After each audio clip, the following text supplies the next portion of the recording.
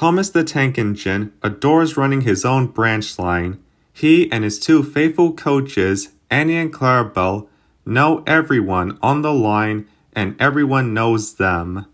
One morning, Thomas arrived at the top station of his branch line with a pasture train. He sizzled warmly in the sunshine as people climbed in and out of the coaches. As he was dozing, he overheard his crew talking to the guard. "Hey up, where's the station master this morning?" asked the driver. "Haven't you heard? His house was broken into last night," replied the guard. "Not only did they steal his gardening trophies, but his new car. He is currently with the police giving a statement." Everyone was shocked. "You mean that red car he's always going on about?" inquired the fireman. The guard nodded sadly. "Poor station master," sighed Thomas.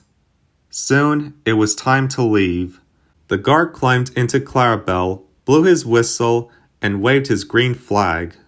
Thomas set off back down the line, thinking about the station master and the thieves. "Thieves on the line, what shall we do? Thieves on the line, what shall we do?" sang Annie and Clarabelle mournfully. Thomas had reached the tunnel. He had just passed through when he spotted a flash of red on the road. "That's strange," thought Thomas. "I'm normally first to this station before Bertie." Thomas wanted to get a better look at the red vehicle, but his driver held him back. "Settle down, Thomas.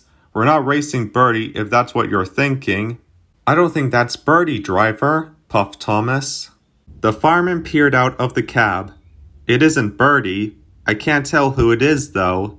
The driver advanced the regulator slowly, and Thomas drew level with the car. Thomas squinted his eyes. He didn't recognize the two men in the car at all. The two men seemed to panic when they spotted the train and sped up.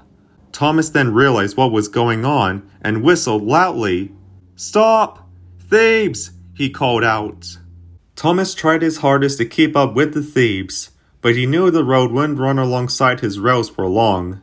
Then, the driver had an idea. "There's a signal box up ahead. We'll write a message for the signalman and throw it from my lunchbox."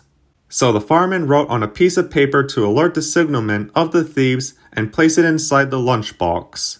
Then the driver eased on Thomas's speed as they approached the signal box. Thomas blew his whistle as loud as he could as the fireman chucked the lunchbox onto the stairs of the box. "Police!" shouted the crew and coaches as they passed. The signalman ran out of his box when he heard the commotion and grabbed the lunchbox. The thieves had turned off the main road so Thomas couldn't see them anymore. Everyone hoped the signalman got the message in time. The signalman did and promptly rang the police. The police then intercepted the thieves and stopped them at a roadblock. At the next station, Thomas's crew were informed of the thieves' capture and were most relieved. The next day, the Fat Controller broke a journey down to the branch line for a small celebration. The station master had been reunited with his car and trophies, which the police found in the boot of the car. He then thanked Annie, Clarabelle, Thomas, and his crew for all their help. The Fat Controller then stood on top of a trolley and raised his hand for silence. "I am delighted that my railway was able to play a part in dealing out swift justice on these crimes. I have never been prouder of my staff, and of course, Thomas and his two faithful coaches," smiled the Fat Controller.